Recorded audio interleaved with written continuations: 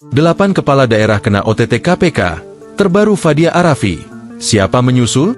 Bupati Pekalongan Fadia Arafi menambah daftar panjang kepala daerah hasil Pilkada 2024 yang ditangkap Komisi Pemberantasan Korupsi, KPK. Sehingga, sejauh ini sudah ada 8 kepala daerah yang terjaring operasi tangkap tangan, OTT, KPK. Di mana 7 kepala daerah diantaranya telah ditetapkan menjadi tersangka. Bahkan 7 kepala daerah sebelum Fadia Arafi yang telah ditangkap KPK belum genap menjabat 1 tahun. Lantas, siapa saja 8 kepala daerah hasil Pilkada 2024 yang terjaring OTT KPK? Berikut daftarnya. 1. Bupati Pekalongan, Fadia Arafi. KPK menangkap Fadia Arafi dalam operasi tangkap tangan, OTT, di Jawa Tengah, pada Selasa, 3 Maret 2026.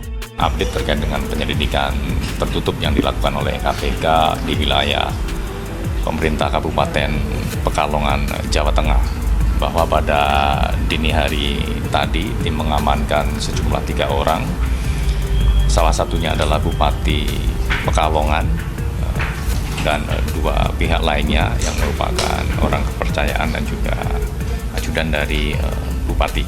Kata juru bicara KPK Budi Prasetyo dalam keterangannya, Selasa, KPK membawa Fadia dan sejumlah pihak ke Gedung Merah Putih, Jakarta untuk dilakukan pemeriksaan lebih lanjut, yakni ajudan dan orang kepercayaan.